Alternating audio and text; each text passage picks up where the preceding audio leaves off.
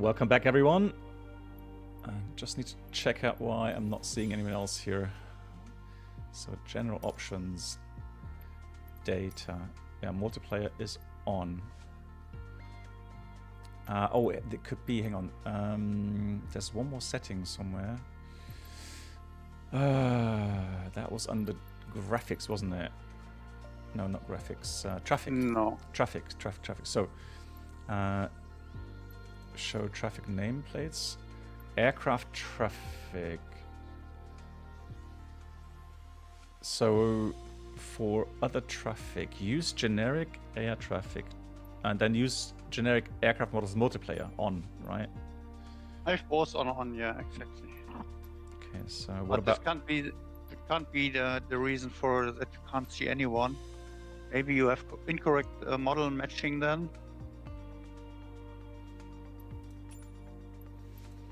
So let's have a look here. So we are on. Oh, why did it put me to Southeast Asia, for crying out loud? Yeah, that's the reason. Don't use automatic. Don't use automatic. Right. Okay, cool. Right, yeah, we're on European West. If anybody wants to join, feel free. Now,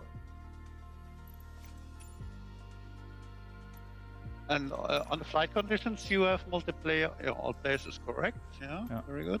And for live feather, yeah. And I'm just checking again that I am on West Europe. Yeah, okay, West Europe. Yeah. Oh, there we go. Now I can see. Yeah. All good. Yeah. Sometimes it needs 1 or 2 minutes. Okay, perfect. All right. Thank you much, MAN. So thanks so much for joining the other flights, MAN. Yeah, hope you had a great weekend. Enjoyed the flights, and then yeah, have a great week. See you again soon. I'll be streaming regularly from for the next weeks. And in case anybody is interested, the Christmas stream will be held on. Let me just check again. It will be held on the 21st of December. Wow. Saturday, 21st. Unfortunately, Blackbox, I can't take part in the stream because then I'm on a cruise ship.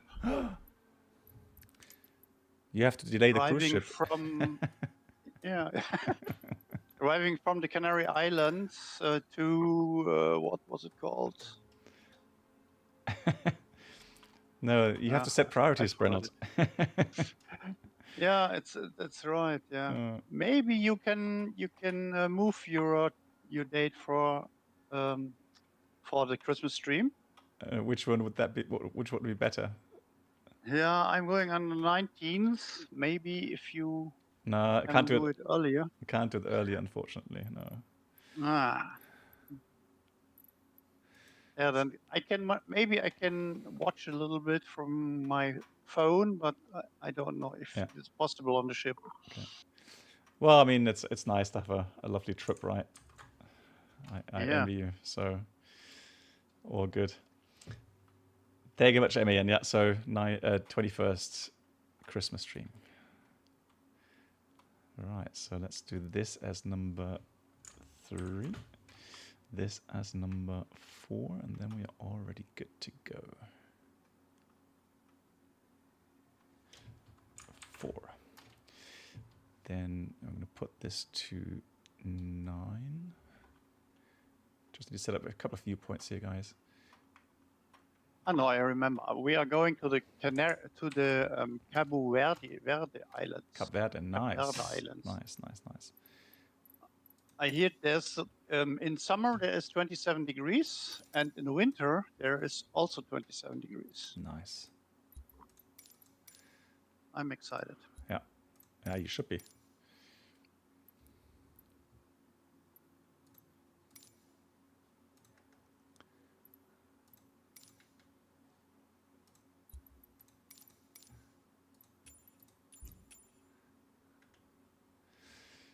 Cool. All right, that's that. And one more here. We'll take that as 5, and this as 6. Perfect. And we'll have a couple of wing views as well in a minute. In the meantime, let me start smart cars. Do you know, have you a new PC? It's not a new. Oh, it needs FSUI PC. Okay, I'll have to do that manually then for the. That's one of the reasons it needs. But FSU IPC is installed in 1 minute. Yeah, but I think I have to restart the sim, don't I? No, you don't. Okay. It's not an add-on, it's a external program. You can install it and start it and it works. Okay, then let's do that really quickly. All right, give me a second.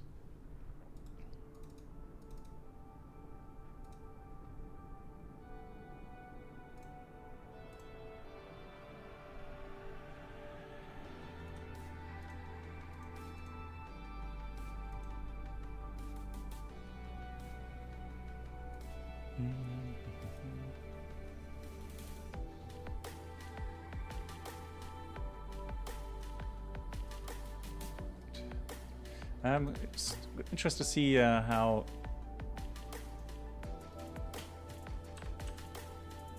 the sim runs. Why doesn't it have here? If a PC. Okay.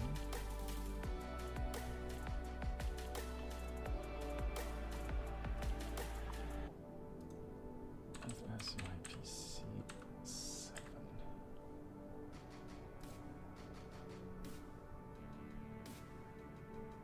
Yeah, there it is.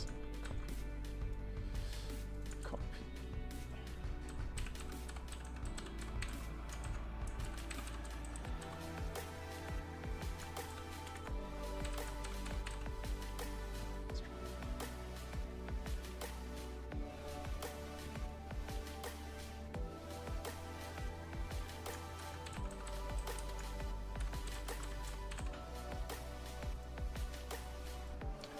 Good.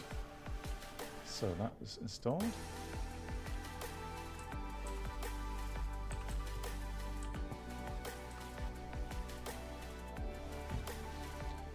And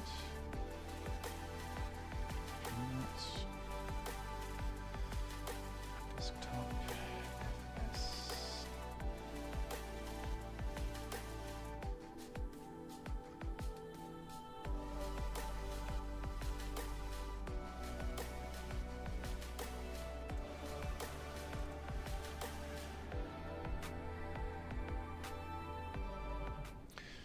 Right.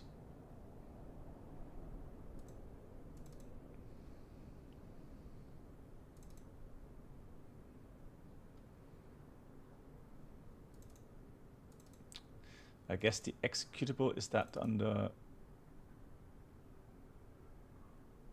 app data.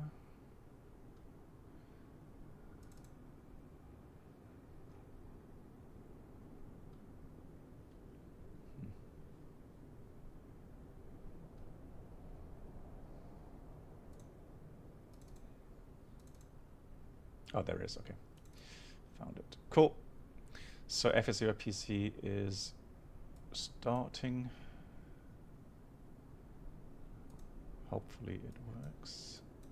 If not, I'll just log it manually and then I'll have it installed next time. But usually it works perfectly. Very easy program.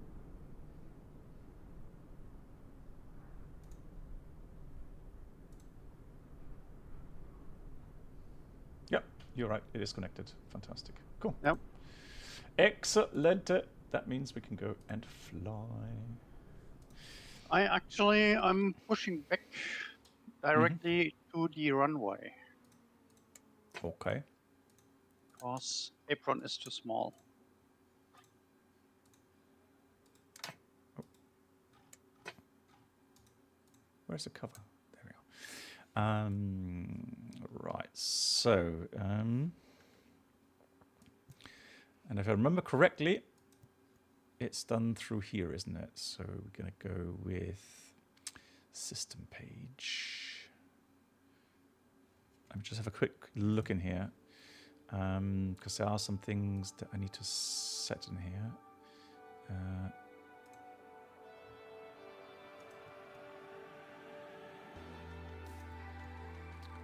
And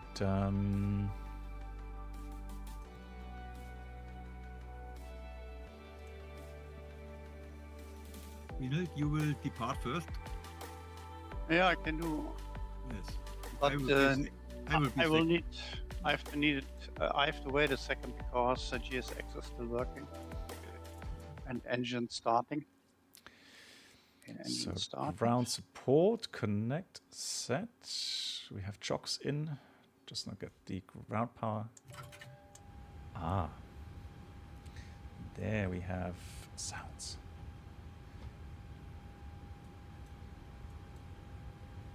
Right, I hope the sounds are good.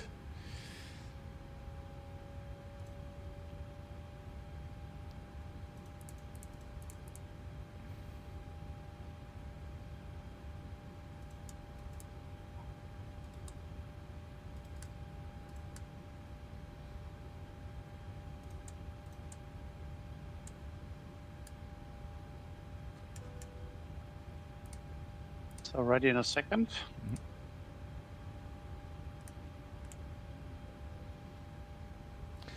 And we are going to have a look here.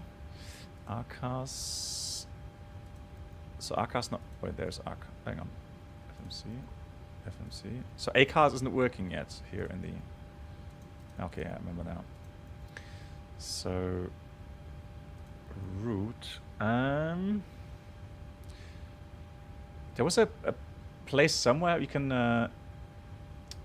enter sim brief stuff, can't you?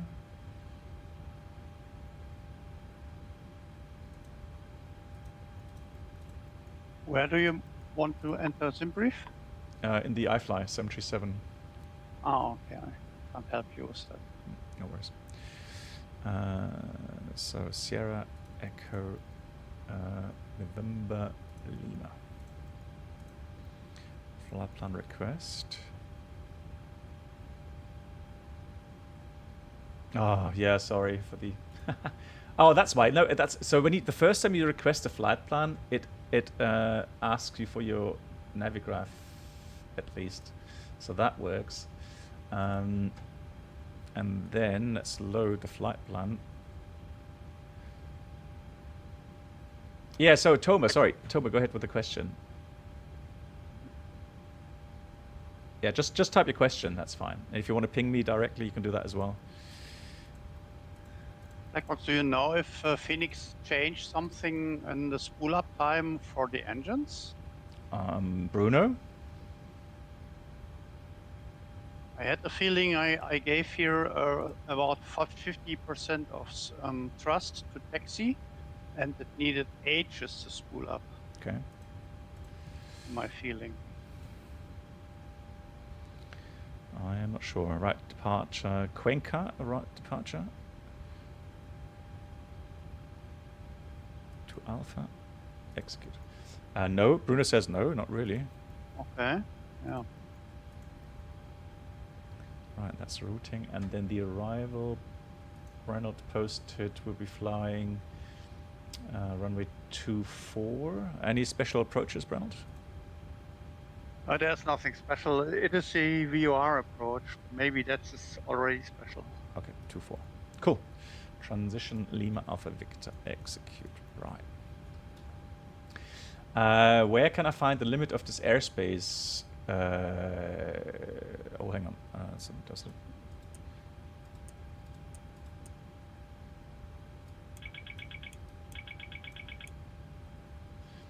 You flatland Germany, I know about Charlie airspace, but a lot of pilots don't know that.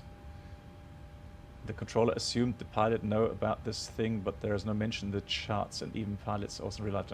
Yeah, the problem is, so if you're flying IFR, I agree, a lot of these charts are really badly made with the sense, or with regards to seeing different VFR airs or different airspace in general, but especially VFR airspaces.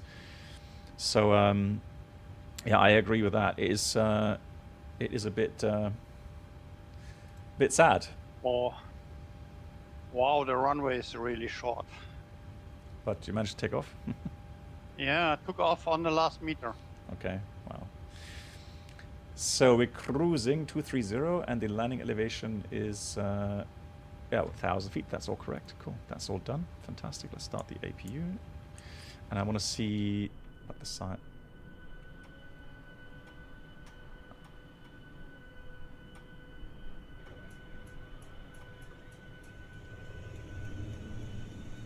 Can you hear the igniters?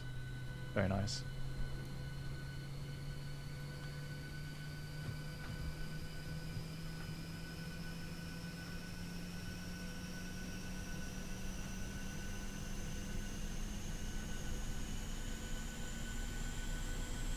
What's on here?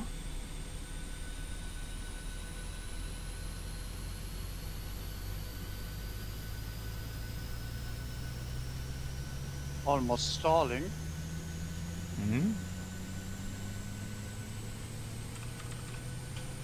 Alpha Flora. Testing.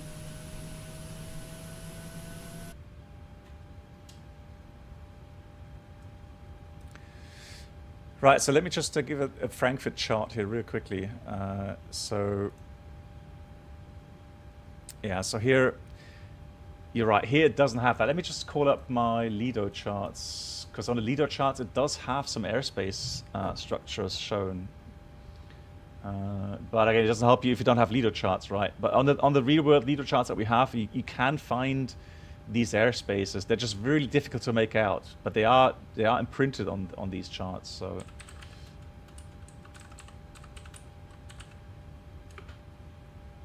that's what's it called? Aviaplaner. Yeah, Aviaplaner.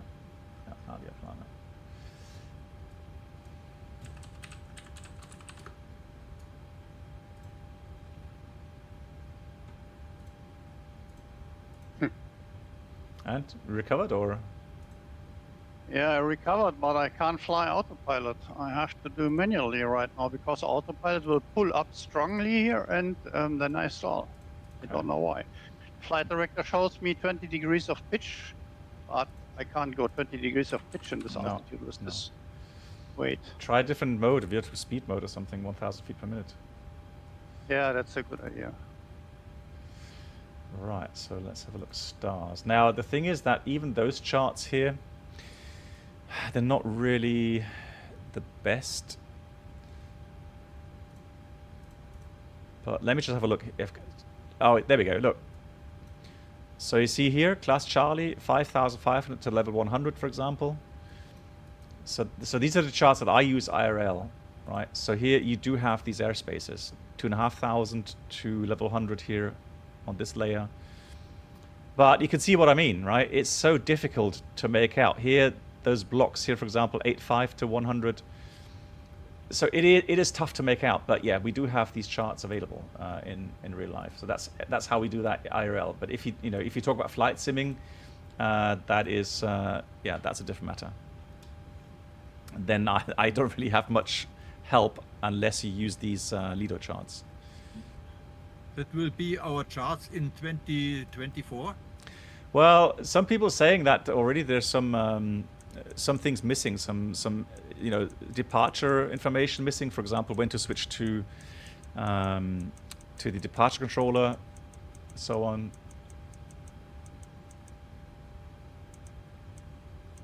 Not 100% charts. Yeah, that's what I would say. Yeah. So let's just put the VOR in.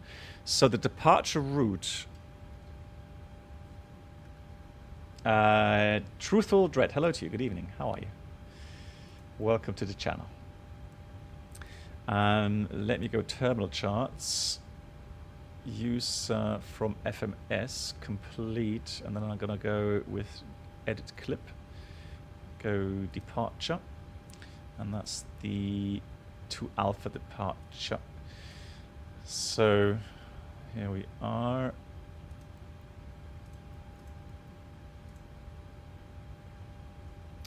Yeah, so that's the departure we're going to fly, and it says initial climb. After takeoff, climb directly to Charlie Uniform Victor VOR, which we've just dialed in.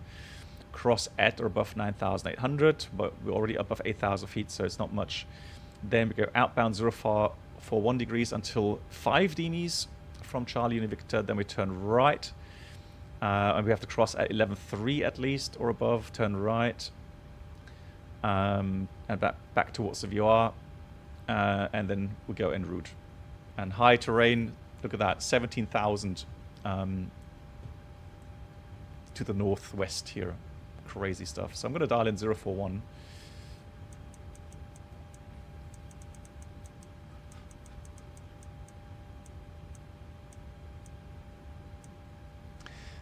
Doing good.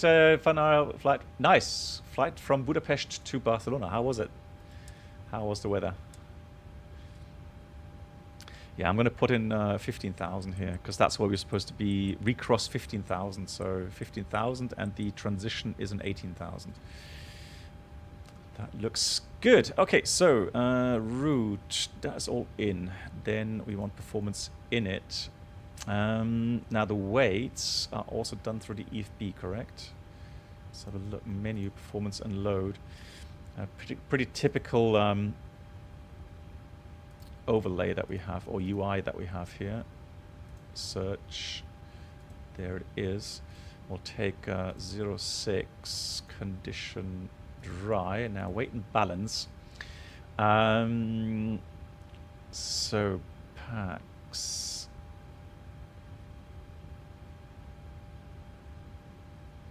Right, so we can just say we're supposed to have about 60 tons. So let's do 6. Yeah, go to 6. Oh, there I go. 6. Let's do 11. 22. 20. Try and get it evenly distributed here. 20. And then we'll do 15. And 20. So that's 55 tons. I think that's good enough. I think we're not going to make the aircraft completely heavy because we are already at high altitude, short runway. The fuel required is about 5.3.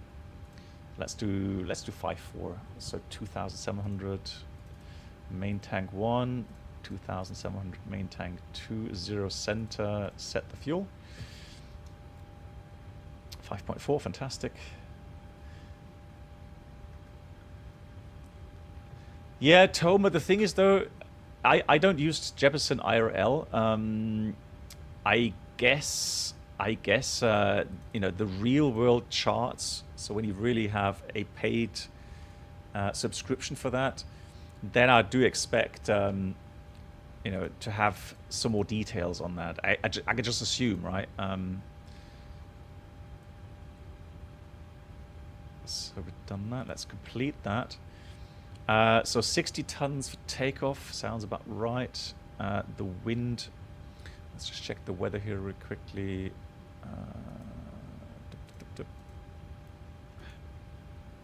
Have you already performed a takeoff performance calculation? No, we'll do this in a second.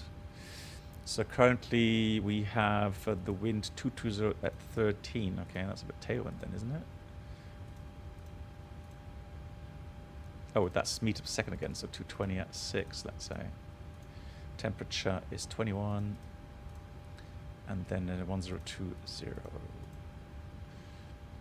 And we'll do takeoff, obviously. We'll do flaps, probably flaps 10. Aircon off, anti-ice off. Let's calculate. Yeah, no, not allowed.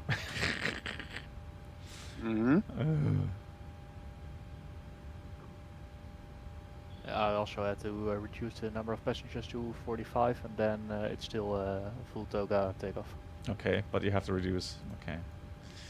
Wow, I didn't expect that, to be honest. So. Do you have cargo on board? No. I'm just going to throw some passengers out. Sorry. Take a bus or, you know, whatever. Apologies. A bus, yeah. It only needs 3 days to drive, no problem. So there you go. Complete.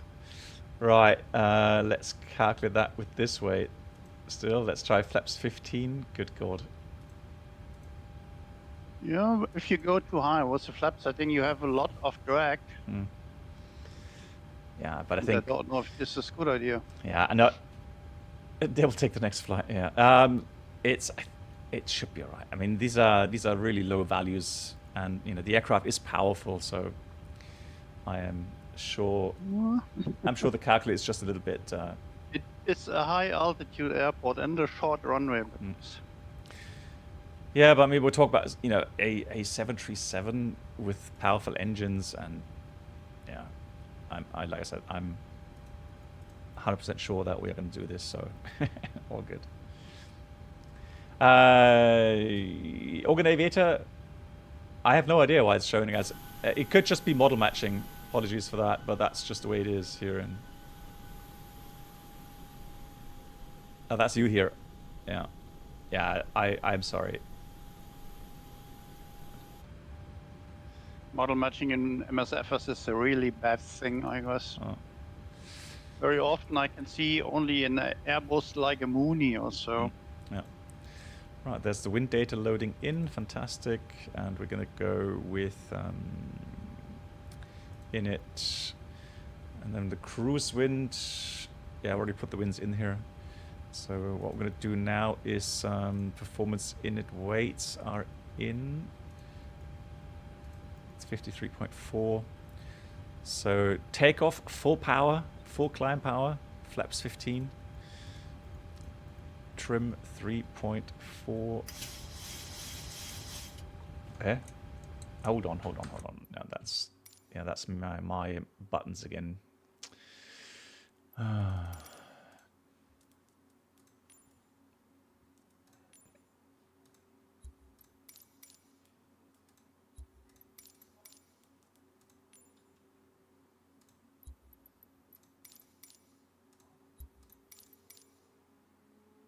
That's good. So that's, hang on. That is fine. Aileron trim, clear. Don't need aileron trim. Clear. There we go.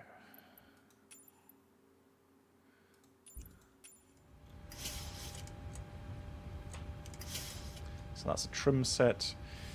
And we have to confirm those speeds. 26.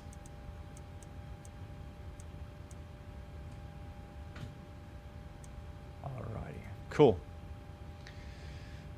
Another question, was there a checklist in here?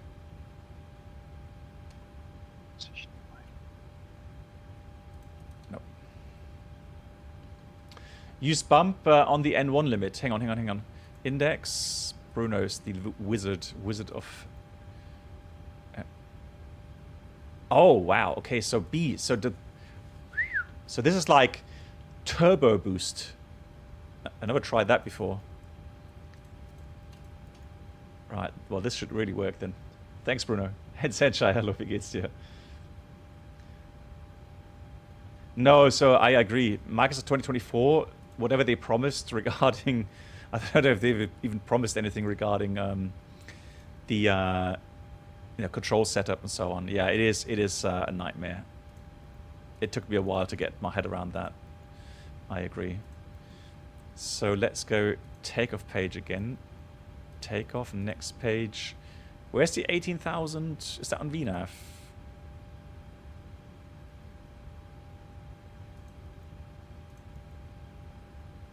Transition. Altitude. Oh, there it is. Okay, found 18,000. Perfect. Cool. Righty. So what we're going to do, we're going to take our checklist here that we have. Normal checklist. So pre-flight oxygen tested 100%. Navigation transfer switches are normal auto. Window heat is on. We have pressurization sector auto. Flight instruments heading is 325. Altimeters, let's check that here, is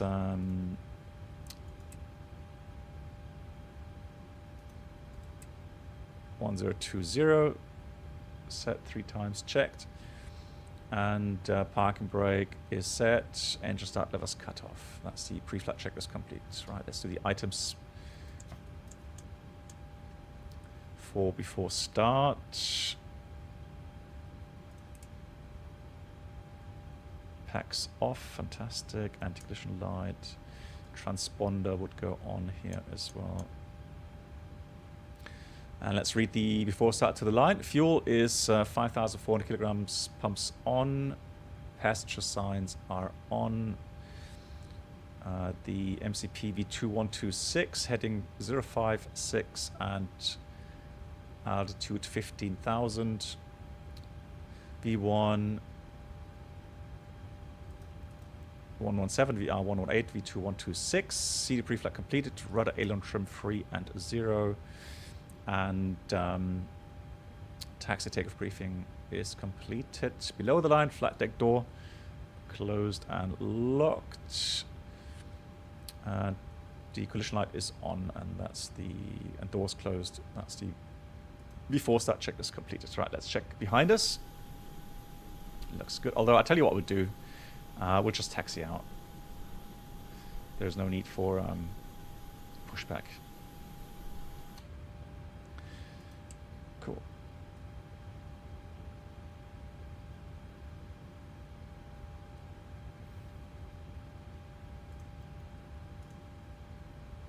So that is all off. Disconnect. Set. Let's check outside. Yeah, all good. We are good for engine start. Let's start the right engine. Now, we're going to wait for the motoring to disappear on the ICAS here. And then we're good to put on the auto brake RTO. Motoring. Have an auto start?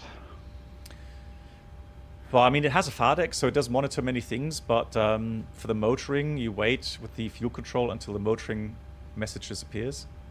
So it's not a typical auto start like you have in the 777. Mm-hmm. Okay. There it is.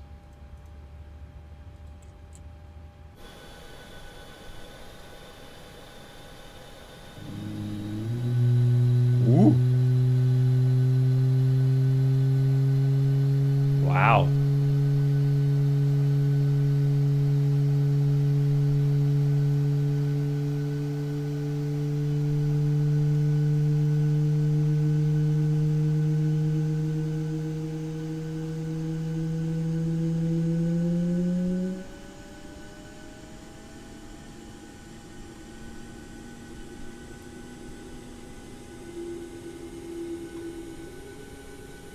I honestly forgot how good the engine sounds are here.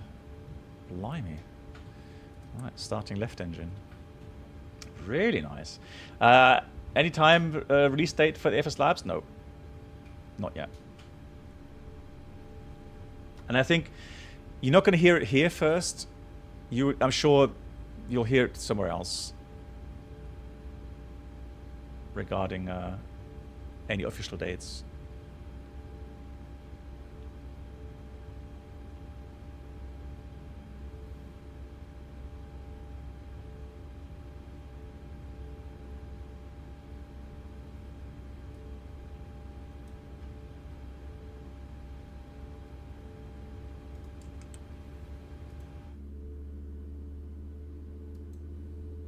Wow, that's nice.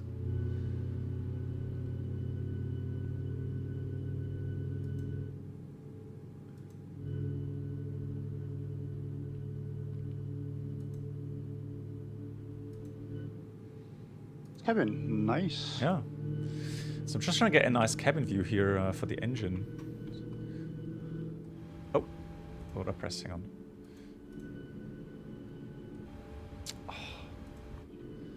Can I not? Oh,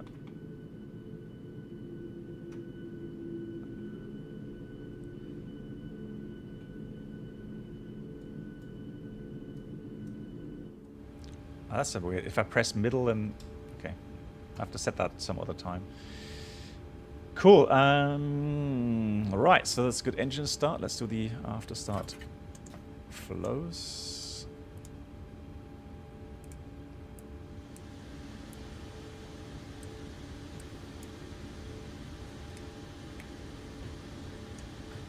So flaps 15. Flight controls. Let's go systems, flight controls. Yeah, so this time I'm using the thrustmaster Boeing yoke because last time I had issues with the Brenner yoke here, force feedback.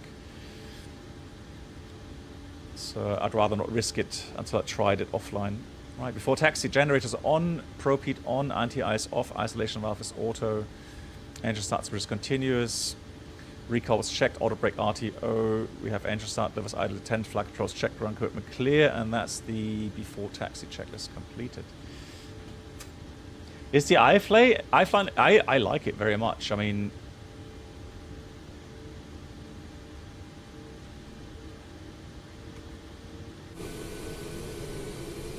So the PMDG 737? definitely same level, and some things like the sounds, for example, I would say that's much better than PNG. Do you think it's worth to buy when I already have a PMDG 737? I think so, yeah. Yeah? Okay. Yeah, I think so. I mean, because the MAX is just a little bit different, right? So with the displays... Approaching 06. The only thing that I would still criticize is the bit laggy displays when you turn fast. So when you turn, you see how it's a little bit laggy there? They still haven't been able to fix that. Maybe it's like in a real aircraft. On No, runway the real aircraft will not 24. lag like that, no. 700 available.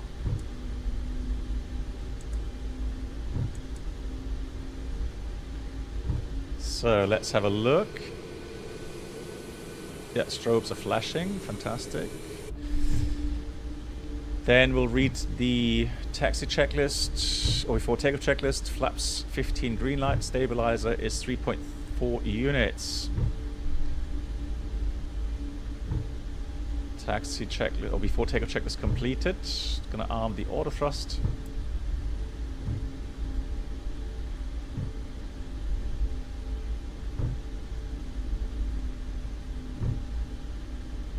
The VNAV is twitchy. Okay, thanks for the hey Alpha. Zolak, yes, we're doing some Django flying. Exactly.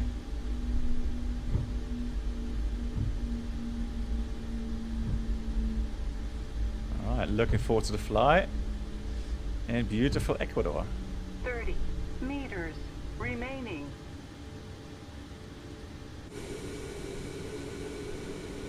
Come on, power. We need more power.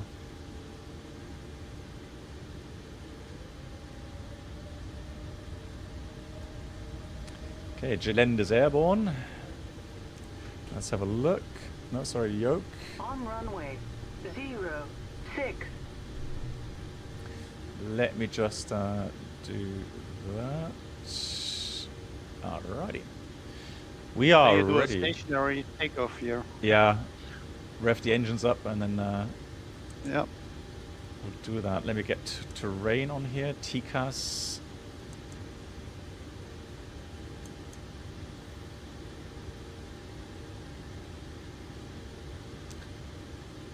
El Navinav armed. And let's go.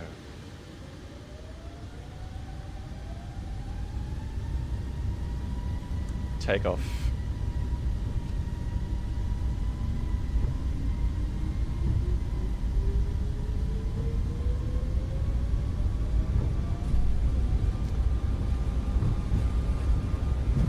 We have thrust set.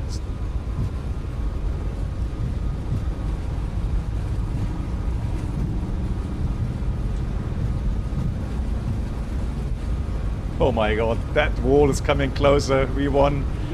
Rotate.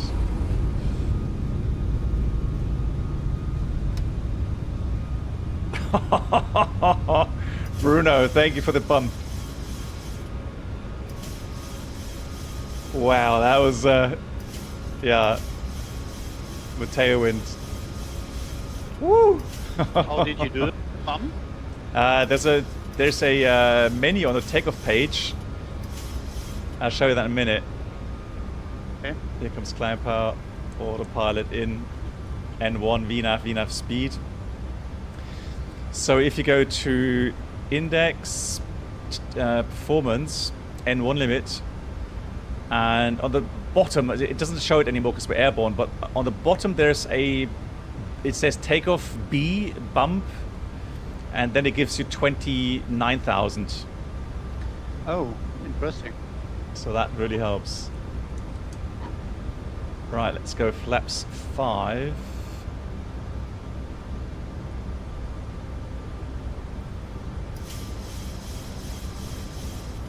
Yeah, 9,800 above, that's fine. Comes flaps 1. Beautiful, beautiful rainbow there.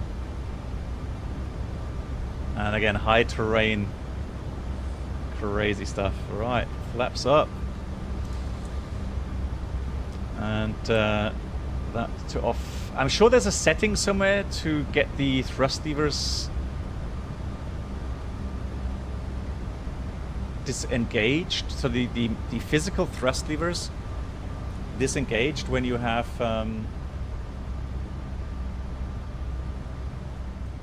the auto thrust on. I'm sure there's a setting somewhere. Right, so 14,000 terrain. Yeah, we continue climb.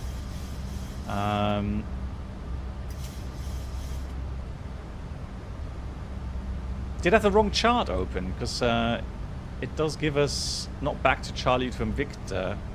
Yeah, that's weird.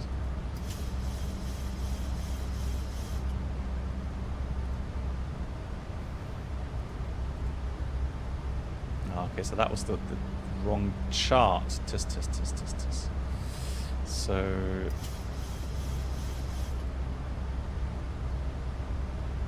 let's have a look at this one then.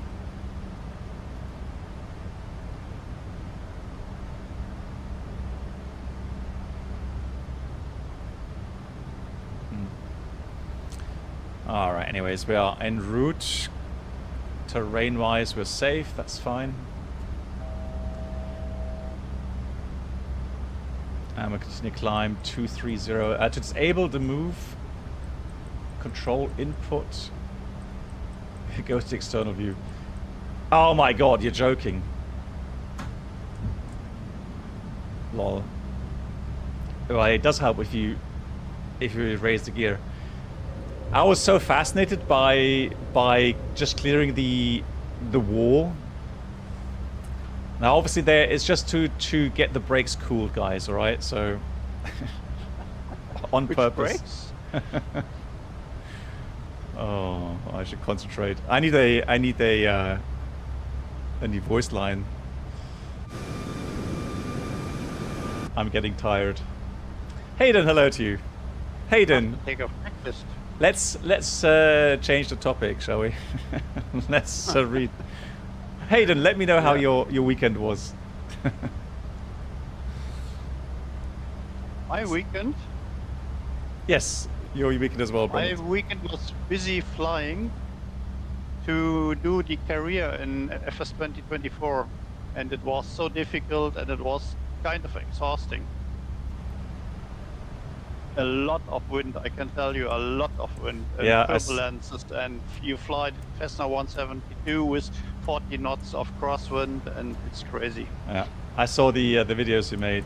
Crazy. Yeah. So, yeah, people have warned me doing the career mode because of the issues they're having there, and I mean you're confirming that as well, right? Yeah. So, It is funny, but it is also very buggy, and you will get a little bit disappointed at some time. Hayden had a good weekend as well. That's good to hear. Right, guys. Regarding the thrust levers, I want to see that that setting. So is it possible to I mean, surely it's on systems, right? No, hang on. A sim menu. Panel, pushback, ground, refuel, doors, ACARs.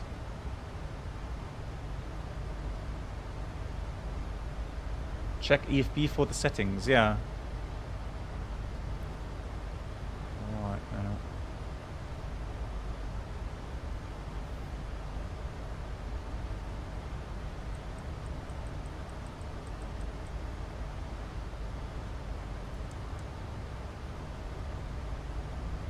Panel style. Okay, thank you. Panel style.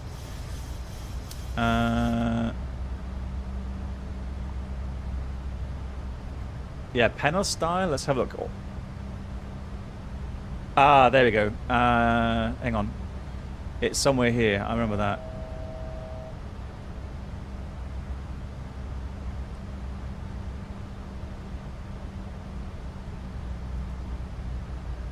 So, inhibit throttles. There we go. That's it, right? Yeah.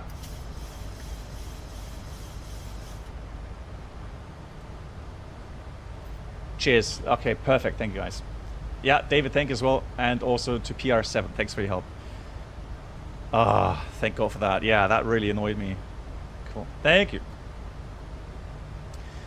Total inhibit. Total inhibit. Total inhibit. Ah, okay. Total inhibit. Thank you. Set. Done. Perfect. Thank you very much. Right. I'm impressed. It has a really good climb rate with the gear down. Not going to lie.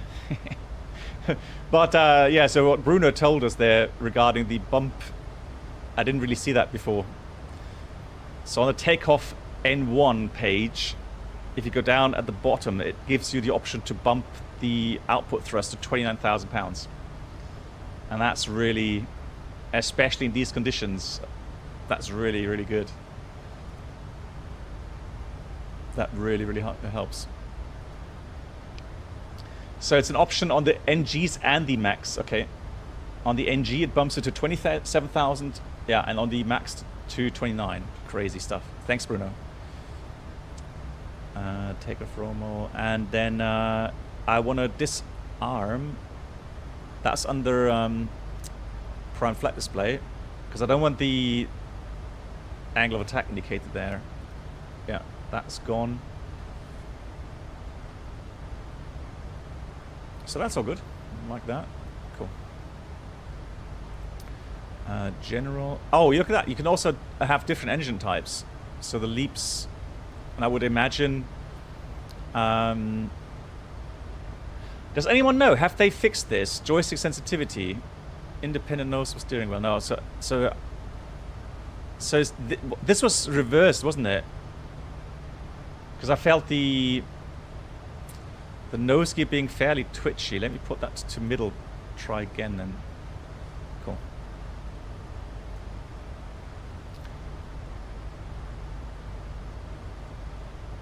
Yeah.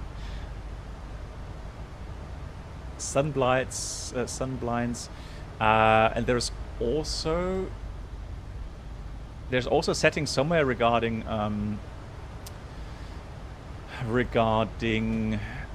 head-up display, right? Or is that not in here?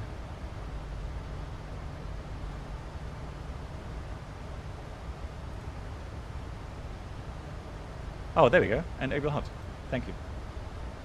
Done. Ha! Perfect. How cool. Yeah, that's it. That's the way to go. Yeah, found it. Excellent, excellent, excellent. Right, cool. I think we're set now. 230. Now, VOR approach. Let's go through the maps here. So, airports. Sierra Echo November Lima. The approach, runway 24, Zulu. So, it will be a standard approach. You change some parameters on the HUD, on the FMC main menu, then HUD.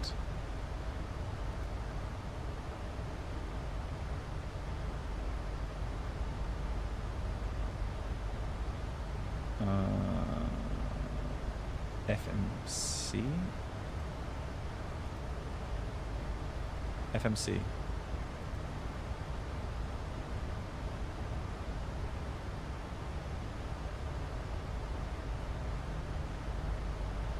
Menu. Ah, head-up guiding systems. Okay, 3-degree angle, heading test, modes, IMC, VMC. So if I do IMC, okay, that's interesting. But that's really comprehensive, isn't it? Ah, look at that. That decluttered it. So that's like IMC. And if I go VMC, then we have primary. Yeah, so primary has, you know, airspeed, altitude. IMC declutters that greatly. Yes, that's crazy stuff.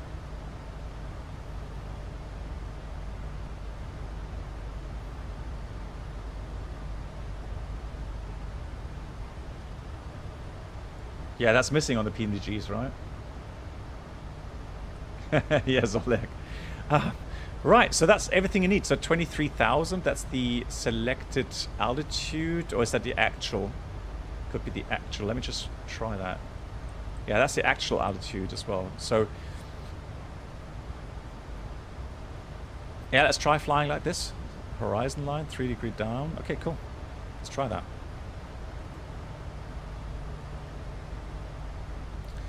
Let's go plan mode.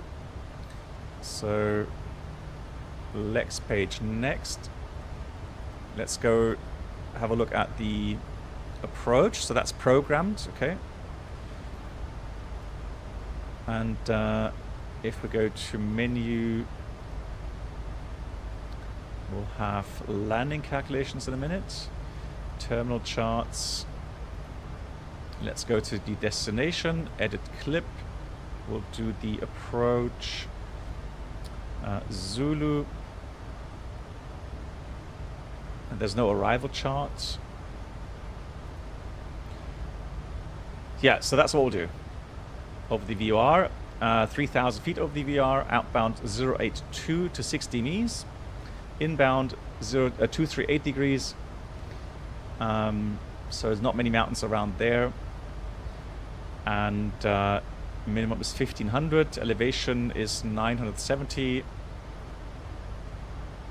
So MDA 1500, let me put that in.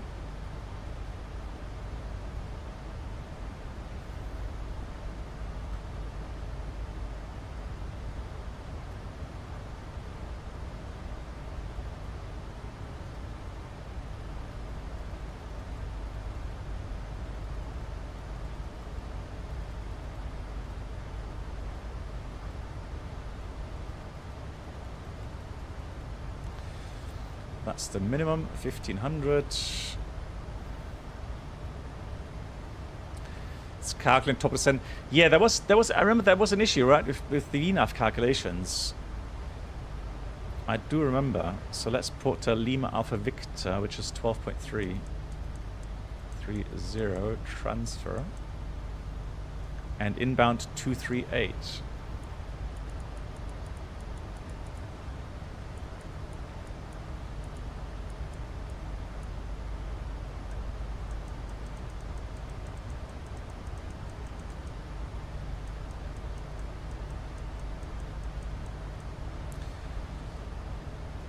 We're not receiving it just yet.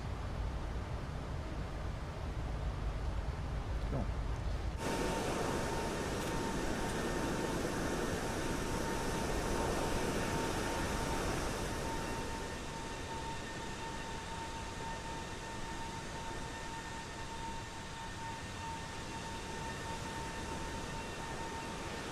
Hey, Captain Bear is flying along as well. Nice to see you. So Uzi, Babs, Nick. Up ahead we have Brenold, Gilend, and Jeremiah. Fantastic.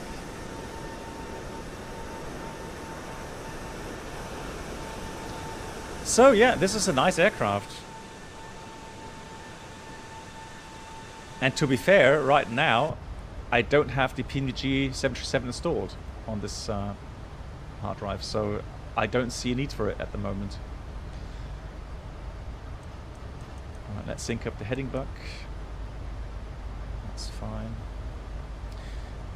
Good. So, if we want to be at 3,000 feet, well, we don't have to be 3,000 at the VUR, but so let's say we want to be there at 4,000. 4,000. So we have to lose roughly 20,000 feet, 60 miles, deceleration 5 miles, so 65 miles prior to the VOR. We'll do that. So fix 65 miles. Yeah, so I will be descending a little bit earlier compared to what the FMS tells me.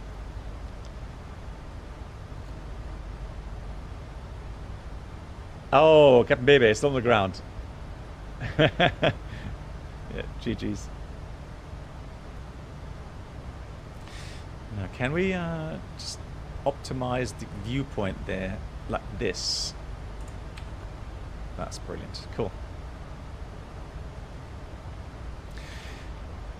I mean, I did fly the 737 Classics IRL, so to see how the cockpit has evolved now with the MAX, I do like it. I do like how, you know, you have now big displays, lots of information showing, and I think here you probably have the CPDLC stuff showing as well, or if you have an ATIS uplink or something. So that, you know, the auxiliary display there, just like a 787. I think it's really nice. But the overhead panel is still looking like, how did you say years ago, like Frankenstein? Yeah, Frankenstein display, yeah. Or Frankenstein panel. But I think that's because of the type rating, right? Yeah, but I think they should modernize that. It's, if they need a new type rating, they need 2 days for that, I think. Bruno, well, I mean, looking here, right? The front panel, okay? Now, I know this is still bad, right? I know.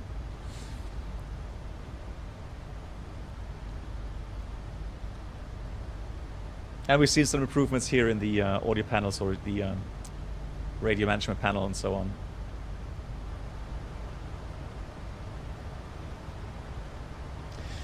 What throttle quadrant do I use for the Boeings?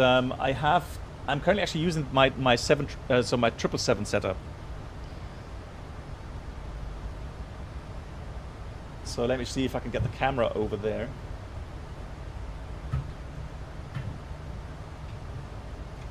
So can you, let's see, can you see that? Yes, don't mind the stuff in the background there. It's a bit messy because I'm in the process of rearranging it. So these are the Bravo throttle quadrant with the 777 handles, speed brakes, flat lever from Flight Sim Factory. Somebody was asking me regarding the Airbus throttle add-ons, and yes, I am in the process of arranging the version 3 models, or the version 3 thrust levers and so on. It does look much improved, so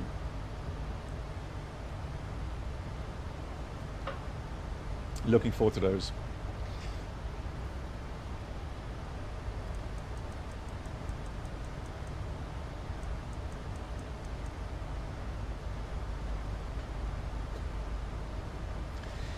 Yes, they do, Jilend. I just have to model match them. Actually, you know what? So let me just go quickly, because I have not, because they do work. So let's go throttle quadrant. Search by input. Yeah, they should work. So this is actually modeled. And then let me go with the yoke. Let me go and try toggle autopilot master. Okay, should be off actually. Well, let's try. So if I press that on the, there we go, look, it disconnects that. Although, shouldn't it just disconnect the No, it disconnects it completely. Okay. Yeah. Yeah. So that is working. Yeah. Both sides.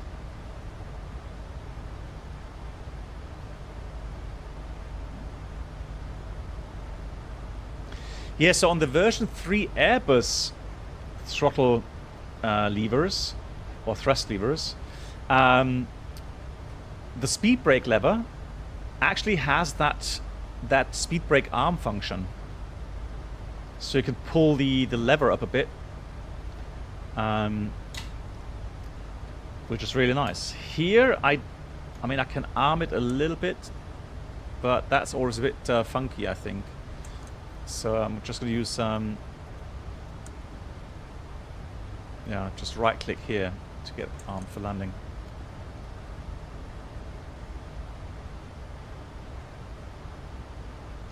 Can you set preferential reverse thrust?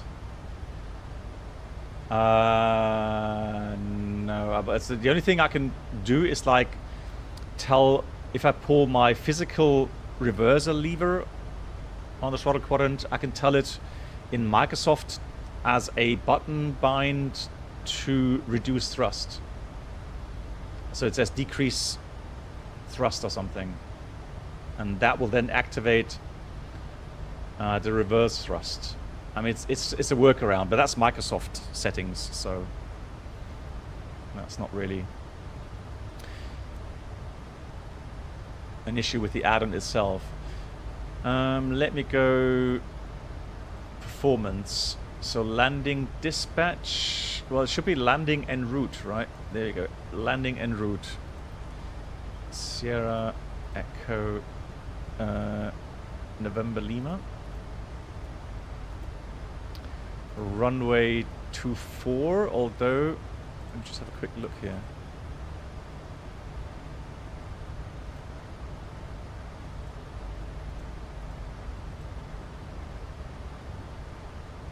Yeah, 24 is fine. Dry runway. The wind 320 at 5. I could just put 3 knots. So 3 MPS, meters per second. Temperature 29. QNH 1008. Landing weight. Currently we're weighing 52.3. Gonna burn about 600 kilograms. So let's say 51.8. So 51,800 at 5 knots to VREF. Let's set all in up. So no credit. Let's try flaps 30. Aircon on. And then we have engine off. Auto brake. Let's have a look. How long is the runway? The runway is 2,300 meters. Let's try auto brake. 3, because we have to do a backtrack to get to the terminal. It's a small airport as well. Non-normal, none. Complete, calculate. Yeah, so we need 1,600, 1,700. We have 2,300 available, so that's fine. So we'll do descent items, recall checked with config or flaps 30, auto brake 2. Oh no, was it 2 or 3? Hang on, that was 3 we said. So 3. Then we'll do a descent checklist, landing altitude 1,000 feet set, recall checked, auto brake 3, landing data VREF 126, minimums bar of 1,500, and approach briefing. Well, I mean, what else is there to say? So we fly the approach, 3-degree profile down from 3,000 feet. And missed approach, straight ahead 5 miles, right turn back to the VOR. We're going to climb 3,000 feet. So it says straight ahead to 2,000 feet within 5 miles, and then we continue climbing, right turn 3,000 feet to Lima Alpha Victor into the hold. And so that's the descent checklist completed.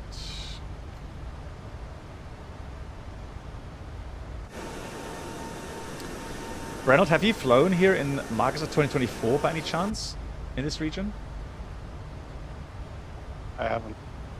Just wondering about, you know, the scenery details. Yeah, I guess it will not be that much better in 2024 because they don't have that much aerial photos from this area here. Okay. The governments do not allow to do photos. Mm.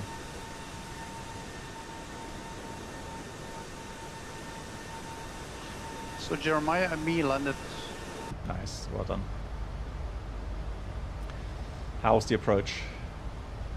That is not difficult, but in the final, you got I got some updrafts and downdrafts, so it was a little bit difficult then. Okay. But the approach itself was not difficult. Okay. I mean, a difficult thing really always is energy management. So pre-plan, you know, when you're going to extend the flaps, you know, when you're going to reduce the speed and so on. That's the... When do you usually put the full flaps in? Well, normally we wait, let's say 2,000 feet above the threshold, we put the gear down, and then from there we just continue, right? Flaps 15, 25 or 20, and then 30. Okay. But, I mean, you know, there are some airports like London Heathrow, if they ask you to fly 160 to 4, then you would vary that a little bit. But normally I just, you know, when you put the gear down, latest 2,000 feet above the ground, and just continue with the final settings. Okay. I thought at the beginning of the glide slope, you put it in because then you have to descend and can use the full flaps to brake. Yeah. So you can vary that as well regarding, you know, the steepness of the approach. So if you have like 3.5 degree slope, I'll definitely put in more flaps or even the gear down at the descent point. Mm-hmm. And you usually land with full flaps, or do you sometimes land with less flaps? Well, I mean, on the Airbus, you know, you should go flaps 3 whenever possible. And on the Boeing, here 737, go flaps 30 whenever possible. And 787? We usually go, yeah, flaps 25 if possible. Really? Okay. No. And max is 30, I guess, oh? Right? Yep.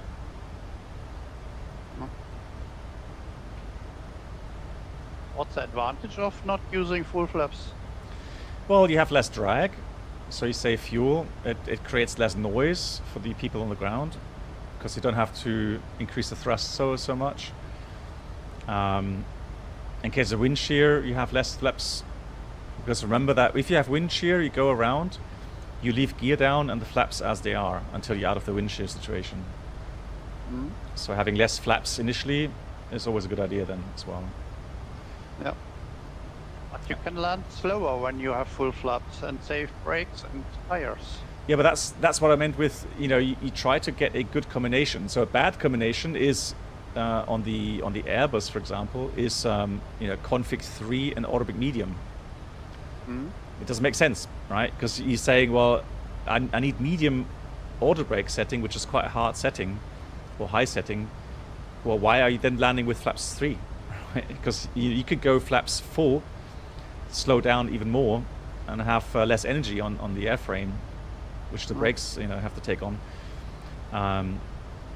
So whenever you have a long runway, then you know, go for flaps 3 and yeah, auto brake 2 or something, or some pilots saying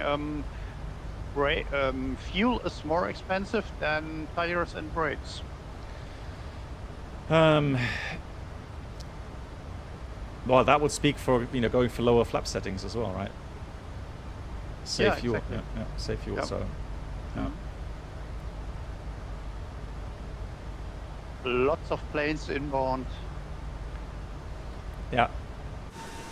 So there's a couple of aircraft behind us there. Wonderful. Happy to see many people joining on the group flight. Very nice.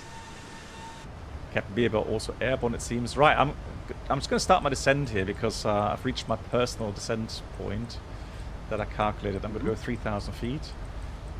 And then... And what descent rate do you fly when you use your personal descent point?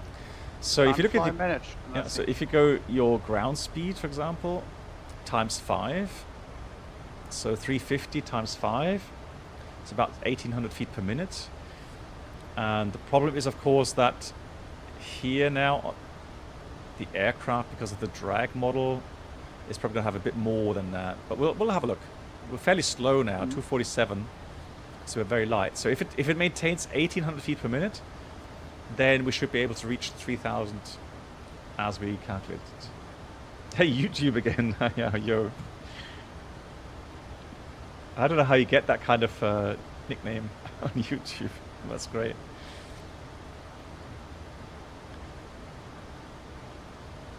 Yeah, but that's doing it quite nicely now. So 1,900. Look at that. You see that banana there telling me, yeah, I'm going to reach pretty much 3,000 overhead the field, which is great. That banana is so useful. I want to have it in the Airbus as well. Yeah.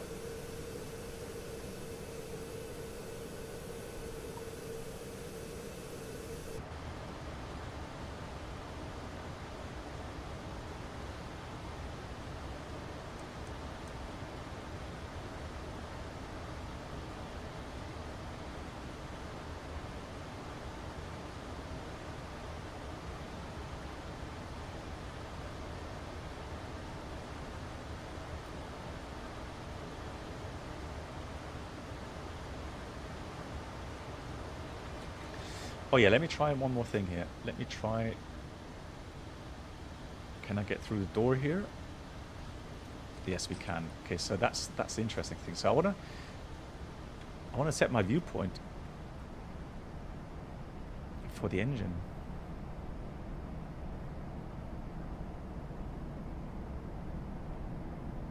Curtains there between the classes.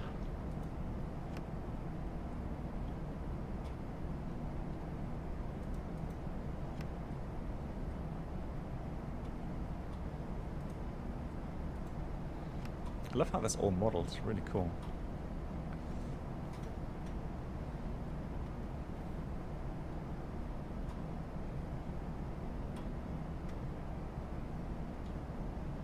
It's quite impressive engine, isn't it? Looking from this view.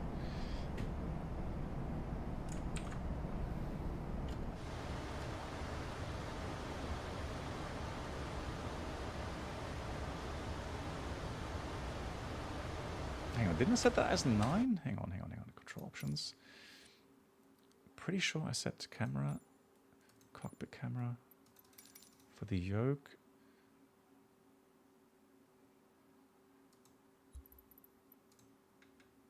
Ah, okay, no, that's 7. Okay, disregard.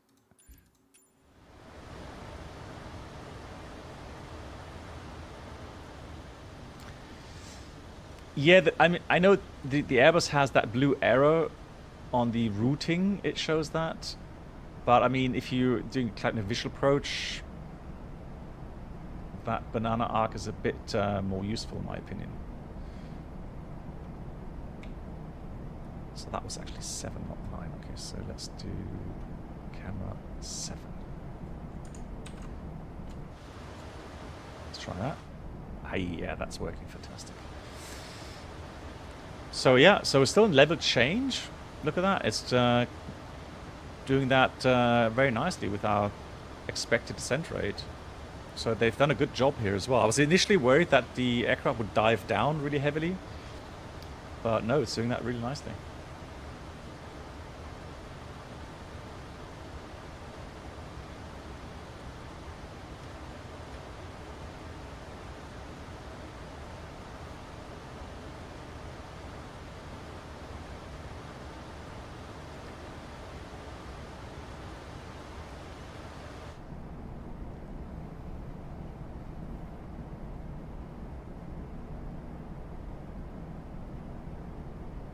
Yeah, also the wing flex is very nice here.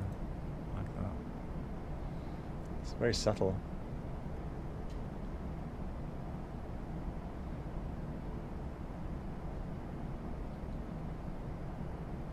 Yeah, so if I'm reducing now a bit manual, then yeah, it's very smooth. I wish they had that kind of smoothness on the displays.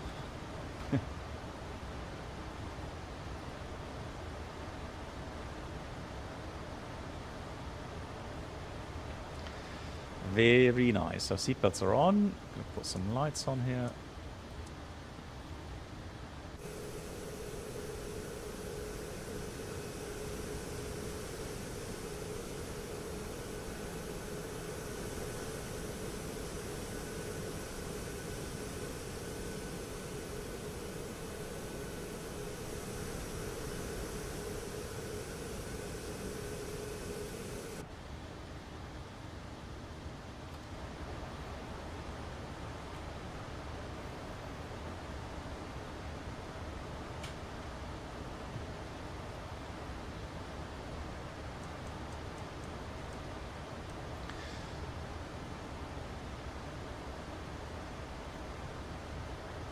Okay, let's dial in both VORs here. So 12.3.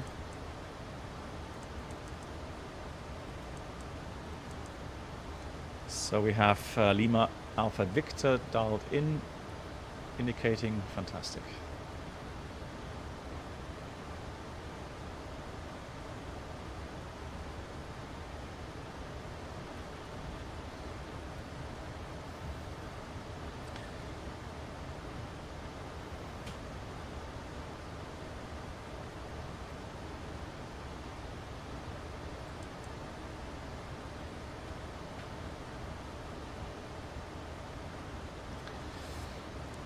I mean, look at the nav display, right? I always wonder about that in the 787. It's just, you know, so nice and big, nice and visible. Very nice.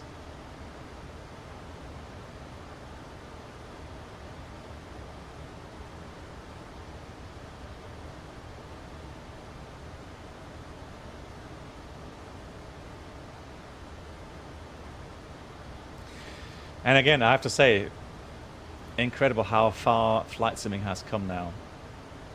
You know, visually and system-wise, incredible. I mean, we should see ourselves being, you know, extremely lucky, even though, you know, it's not perfect yet. Still room for improvement, but overall, it has come a long, long way, man.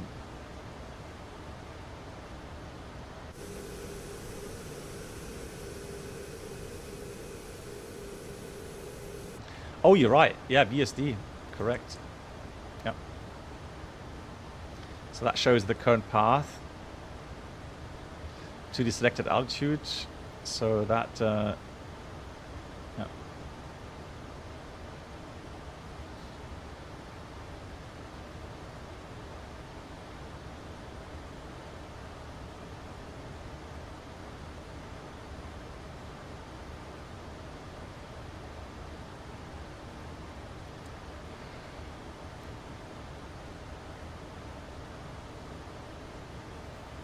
Very, very nice.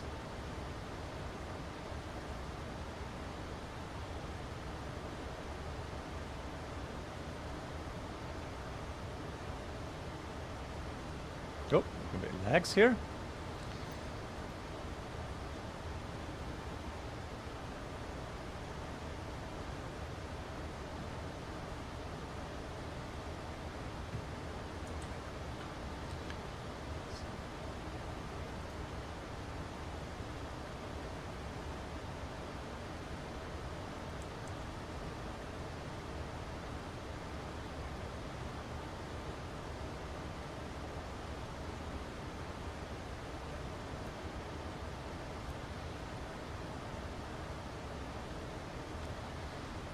miles, or 14 miles to the VOR.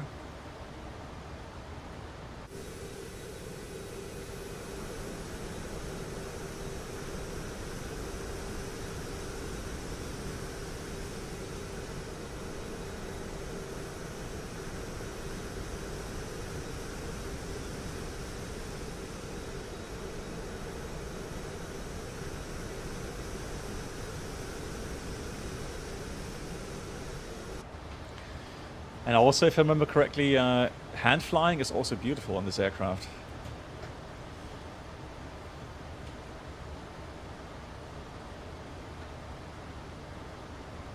Yeah, it did the descent really nicely. Again, like I said, I was aiming for 3,000 feet of the airfield there. Level change, idle power. Did it really nicely. Yeah, so think of it this way. So whenever you enter a course, right, so you have an inbound course, 238, that is literally a fixed kind of definition. So radial inbound normally, or a track over the ground. A heading is where you point your nose with regards to either magnetic heading or true heading. And so if you're flying track, it means that you are, well, the white line here, for example, shows you the track. Now the heading should be a bit more, I don't know, it should be, normally I fly heading magnetic, not track magnetic. So it's a reference to what you are flying. If you're flying track, you're flying the track above the ground. So the system is already compensating for any crosswind condition, right? Exactly. The heading is where you point your nose, and the track is where the aircraft is tracking over the ground. Yeah. That's a simple. Does the MAX have a crosswind compensation like the Airbus has in track FPA mode? Yeah, I'm just wondering, navigation display. Yeah, heading on top, that's what I wanted to set. Because I always fly heading on top, never with track on top. There we go, now heading. So now 2500. If you set heading 20, it will of course fly exactly heading 20, right? Oops. And not track 20. So there's no automatic compensation. 1008.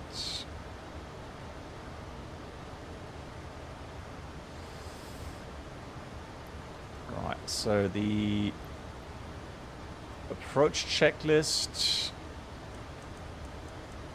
is altimeters 1008, 2880 feet, slowing down now. Outbound we go. Yeah, if we had more wind, you would see the things a bit better. So that white line here, that's the tracking line. So if we had, let's say, left crosswind, that white line would be off to the right. So again, the heading now, our nose is pointing to a certain magnetic heading, and the white line is the track line where the aircraft is heading. So wind from the right, that line would be, off displaced to the left, and vice versa. All right, let's do flaps 1.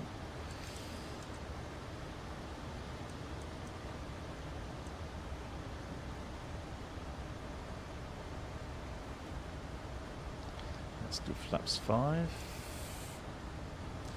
Slowing down.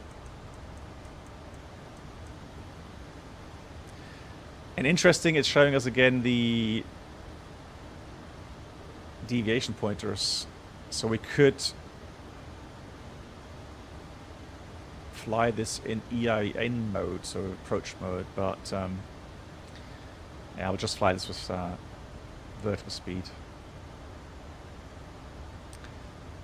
So 60 Ms, always check, even though we're flying with LNAV, we still check the raw data indication to make sure that it's matching up. So 6 miles, here comes the left turn. And we'll start lowering the landing gear.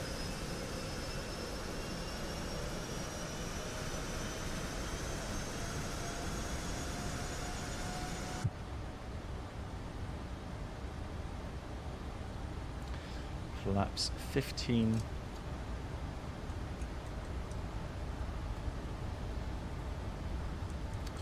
Speed. So 131 later on final speed. So now I'm going to dial in the minimum of 1500 feet.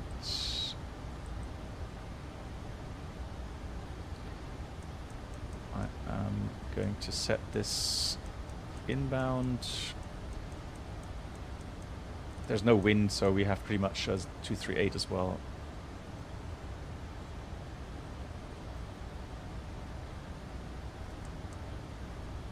Vertical speed selected. We're going to start our descent here.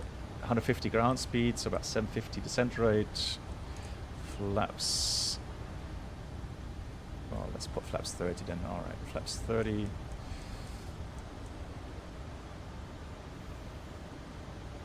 One 131 is set. Arm the speed brakes.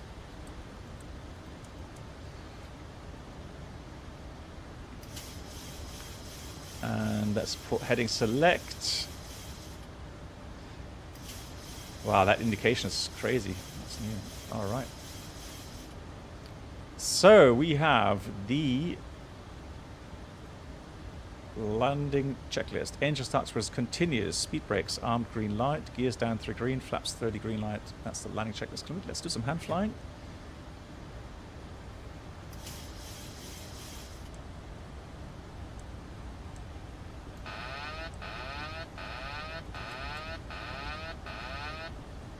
I can see the runway there. Flight directors off.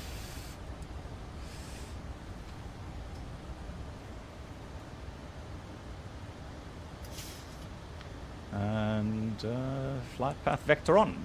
That helps a little bit. Although we have the HUD, so we can literally use that flight path vector there on the HUD, pointed at the touchdown zone. 1,000. And our 1,000 checked. Our kind of synthetical glide slope indication there. Also helping.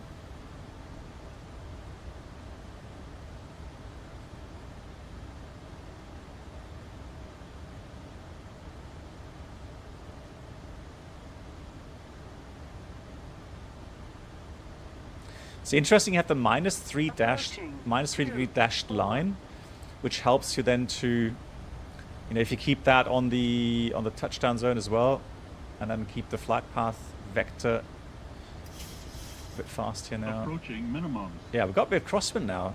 Hey, well, it's a bit like Brendan mentioned. We do have a bit of wind gusts. 500. Continue. 400.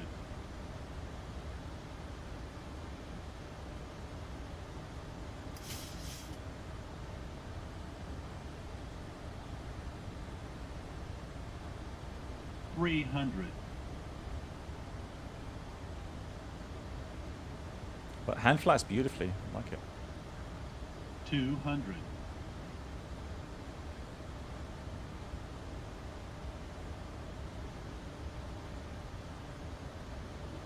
100. 50. 40. 30. 20. 10. Come on, let's settle down. Beautiful. Right, we've got speed brakes up, reverse as normal.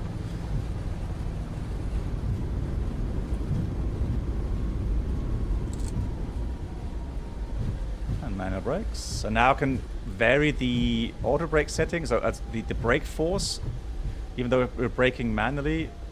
So you can, you know, that's auto brake 3 kind of deceleration rate. Now I'm doing 2. Brilliant. All right, let's do backtrack. Very nice. Lovely. Yeah, that dash line. Changed your nickname? I had, so that's a new installation on the new hard drive. So I bought another copy. Now I had to change the nickname. Yeah. I now see you as Needed Rock. Yeah. And I think if you want to change that now, you've got to be careful because if it's connected to your Microsoft account or something, it will delete all kinds of things. So you've got to be so careful with that.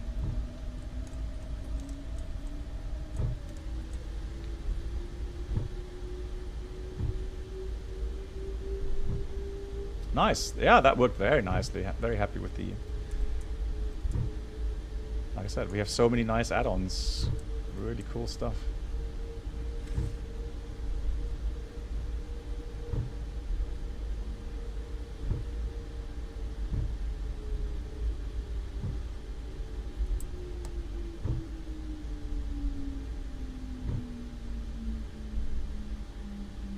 How often do you actually use track mode IRL? I mean, on the Airbus, I use that quite often, especially on non-precision approaches. So, I mean, yeah, you know, when you fly your ILS approaches or your fully managed non-precision approaches, yeah, of course, then you don't really need that very often. Thoughts on Microsoft 2024? Now, I'll just be fair that right now I have not flown much in Microsoft 2024. So I admire those content creators that have gone all out on Microsoft 2024 because I honestly, I can't bear, you know, some things there at the moment. So, you know, I'd rather wait for some more add-ons to come out. And flight model wise, it's exactly as expected. The hype that was done prior to the release shows that it was, again, you know, overhyped. People reporting the same kind of things with the environmental influences, with wind gusts, etc., just being way too strong again. Yeah, so flight model wise, yeah, there is some improvements, but they have already said that really the big changes, the differences in flight model behavior comes with the add-ons. So every add-on maker has to fine-tune their own personal model. So out of the box, you will not really feel much difference. Yeah, go ahead, Brandon. You should really try to fly the Cessna 172 because, in my opinion, it is very good. Has a very good flight model. Yeah, but different from the other ones. Yeah, but isn't that changed? So, like the 737 MAX, that has a changed flight model. So not a typical Microsoft flight model, but more an aircraft related flight model. And so my criticism has always been there that the base aerodynamic system in Microsoft Flight Sim 2020 is just terrible. And you know, if they had just made a more accurate flight model from the start, it would have helped the add-on makers. But again, that's just me talking. But still, I mean, visually, great stuff. Right, but what gives me hope is the fact that some add-on makers, especially now since I've flown the FS Labs quite extensively, they are doing something to improve on the behaviors of the flight model. So, so if you're able to feel heavy aircraft, for example, or yeah, you know, the whole fluid behavior or the wind gust behavior, that sort of stuff, when that is tweaked to more realistic levels, then that's great. That's brilliant. So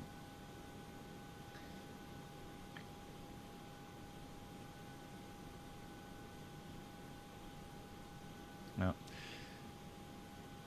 So weirdly enough, yeah, Bruno's pointing out regarding the XPlan 12 flight model. So weirdly enough, they are advertising with the fact that it's doing some sort of fluid modeling or, you know, so some more realistic values. And there was even a video out lately on YouTube again where they're pointing this out to get approval for, you know, the flight schools, et cetera, to train with XPlane. But we've noticed as well, right, with the wind, crosswind, things like that, it's just overdone. It's just yeah, also still it still needs a lot of work to be done on it to be really realistic. So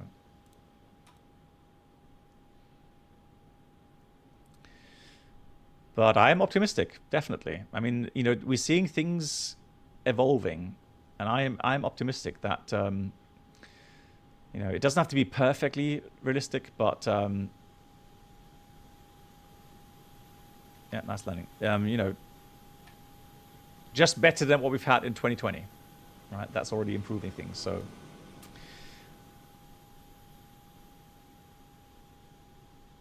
and at the moment, yeah, I don't see a point. I don't see a point to changing to Microsoft 2024 just yet.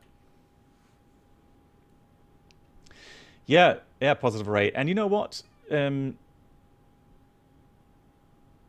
What I would like to see is just the environmental effects, affecting different aircraft in a different way, especially with regards to its weight, its inertia. So, you know, a 10 or let's say 15 knots gust 25 knot crosswind on a Cessna has, of course, some big effects. On a 747, you will hardly notice it, right? Because of that huge mass moving towards the runway. You know, think of it this way: imagine you have a featherweight boxing champion running along, right? And so, how much force does it take to push him off the side? Not much. Now imagine a sumo ringer coming at you at the same speed, right? Try to deflect that mass, right? That's a lot more difficult to deflect that mass, right? Simple physics at work. Same in the air, right? So a 747, right, will not, you know, twitch as much with that wind compared to a Cessna, and that's what I'd like to see in the flight sims. I'm not seeing that yet.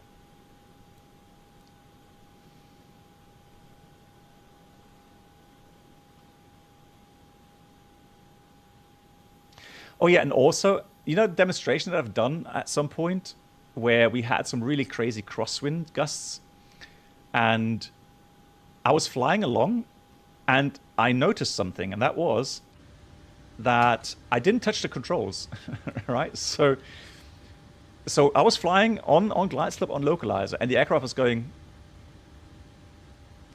right? And I didn't touch the flight controls. And the aircraft continued flying on a 3-degree profile exactly towards the runway. So I was like, hang on. So you're telling me this is just a visual simulation of gusts. It has nothing to do with the airframe. All right? And so I have to check that again on MAX 2024 at some point. Because ideally, if you have a force acting on the aircraft for a certain time frame, it will push the aircraft off center line or off the vertical path. So that way you have to correct it, right? But again, it depends on the inertia of the aircraft, on the mass of the aircraft, the speed of the aircraft, etc., and the force, you know, acting on it. Yes. What will the Christmas dream entail, Gilend? I have to plan for that. I have not really planned. So, I mean, I'm up for some fun things as well, like a goat simulator or farming simulator or something. But I would love to, you know what I'd love to do is have that as a group, as a community event. A Santa uniform. Phuket, you know what, Phuket? That's a great idea. How about next year? Because next year we'll have a face cam as well. So I won't be hiding anymore next year when I'm retired. So that way, yeah, I'll have a Santa uniform next, or a Santa Claus costume next year for sure. Yeah, so Senshai, is the goat simulator, is it like multiplayer? You know, looking for some multiplayer stuff to do.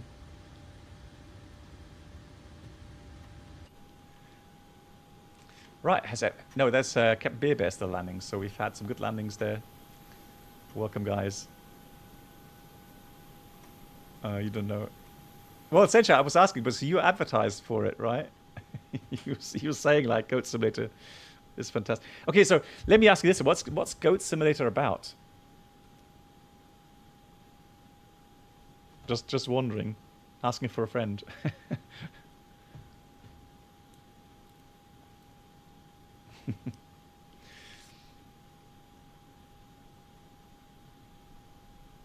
You never touched it. Okay.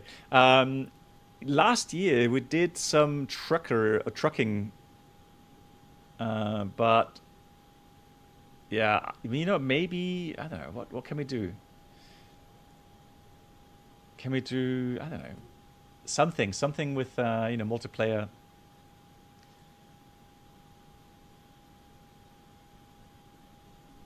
Yeah, we'll get some brainstorming going on that, and then. How about to do a hot air balloon group flying? That's one good idea. Yeah, that's already one good idea. Yeah. Yeah. But don't do it at 40 knots wind. Well, if we so the idea is if we do it at live weather conditions, everybody should have the same weather, right? Yeah, but no balloon drivers go at 40 knots. They only fly when the wind is very, very low. Yeah, but I mean, if we do that somewhere where it's beautiful and good weather, in Africa or Australia or something where you can, do some nice sightseeing. Trucking Greece download content just came out for ETS2. Oh, and one more thing is, so one thing I'm going to do, hot air balloon and gliding. Glider flying. And there the event would be, let's see, now we would have to make sure that nobody's cheating. And kind of using, repositioning or something. Live players instead of all players, and there you have to have live weather. Okay. Can't change it. Yeah, there we go. But you need a region where it is daytime, because you can't also change the daytime. Yeah, and also on live settings, can you visualize thermals in that mode? Because that would have to be turned off as well. Yes. I guess you can visualize them, but you can't change them. Yeah, but I mean, even visualizing would help. That's already a cheat, really. Yeah, but everyone could activate that, but I don't know. You have to try. I was only guessing.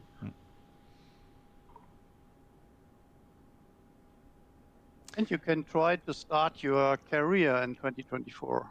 But I think if you guys tell me that's so bugged, this is a freeware airport, so we're doing we're doing the Ecuador tour right now. So unfortunately, there's no payware, I think, available for this airport. But the important thing is the approach and the region. Yeah, that's the important thing. Next flight will be again in the mountains. Nice. So flight pirate is fired. Fantastic. Cool. And there's Captain Bear. Nice to see you, Captain Bear. Lovely to fly along. And again, I just feel so thankful, grateful for the community. So thinking that we started in 2016, right? 8 years ago. And there are still so many of the old community here. Yeah, that's what I mean. So of course you have lovely new members, but there's such a big part of this community that have been here, for such a long time. And what a journey, right? I mean, how we started with FSX and then P3D, and then Microsoft Flight Sim. Yeah, Julian. So yeah, we do have some good things. So hot air balloon. Is it official? It's like a thing. Hot air balloon Red Bull race, or is that two things? Like Red Bull race is something separately. Yeah. But we did that. I think we did that on the last stream, last Christmas stream. Actually, you know what? It was quite fun. I quite enjoyed that. That was the Reno Air Race, I think. Mm-hmm. There is a Red Bull Air Race, which is a different one.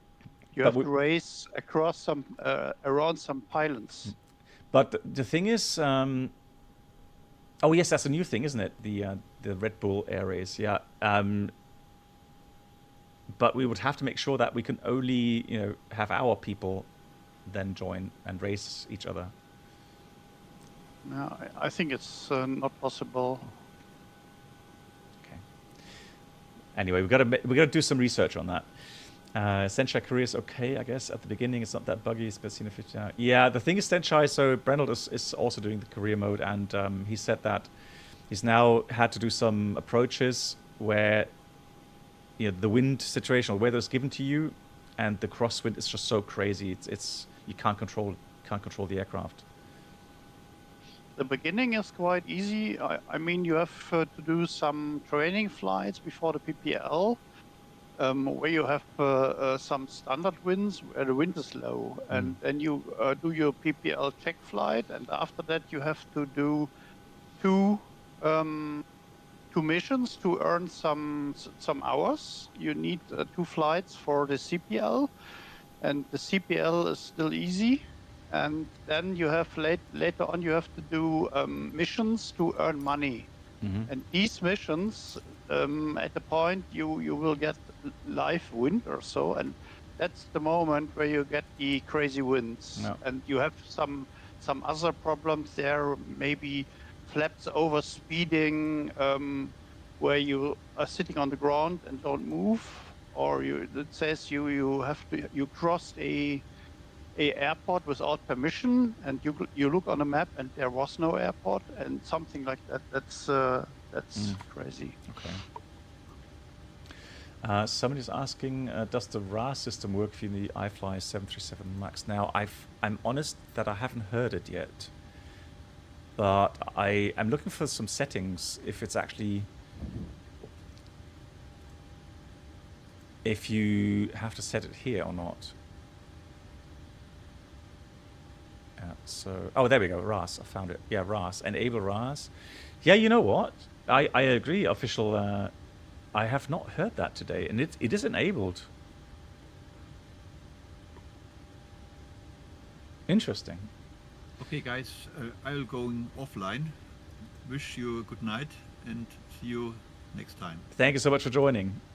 Have a great it was week. a pleasure. Stay safe. Good night. Good night, Jeremiah. So unless there are some sound settings that you have to make sure that the RAS sound comes over the. Yeah, it was working before, but today I didn't hear it. Yeah, true. Maybe there's something. Mr. Mass no data about the airports where we were today.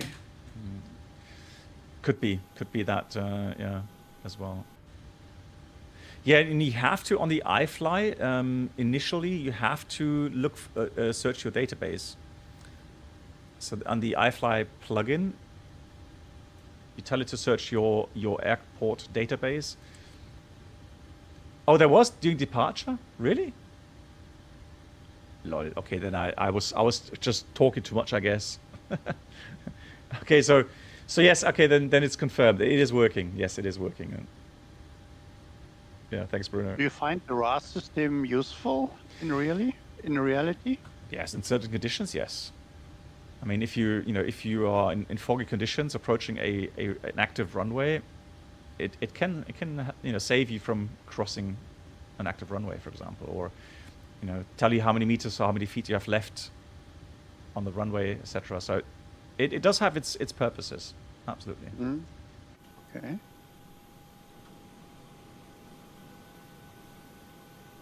Excellent. Guys, thank you so much for joining the group flight. Have a great week, everyone. And thank you again for all the support coming in. And I will see you probably Tuesday. So planning Tuesday. If not, then it's going to be definitely Wednesday. But I'm aiming for Tuesday. I'll keep you posted on Discord, guys. And we will continue again on the FS Labs Europe tour on Tuesday or Wednesday. See what comes up there. And currently we're going to be flying in Norway. We're going to go up north, up to Tromsø as well. And we're going to check out some more of these de-icing features. And yeah, I was absolutely amazed yesterday yesterday it was in Helsinki. I'm not sure, Breno, if you saw that. No, I haven't. Sorry. Yeah, so if you want, have a look on taxi out Helsinki to Gothenburg. We did a de-icing at a remote stand, and the the add-on, so my MKS Studios Helsinki add-on actually simulates the icing displays you have there on the apron. So really crazy good stuff there. I was absolutely amazed. Just like it works just like in the real world. Really crazy stuff. Okay, yeah, I will have a look. Yeah, and that's where I say flight simulation has come so amazingly far. It's incredible. At some point, I don't need to travel anymore. Use my flight simulator and have a look. Yeah, exactly. Right. Cool. Okay, guys. Brendel, thanks so much again for organizing the group flight for us. Looking forward to the next one, which will be next week sometime. We'll arrange something. And yeah, Crytek, I feel for you. Okay, guys. So stay safe and see you again very soon. Good night, everyone.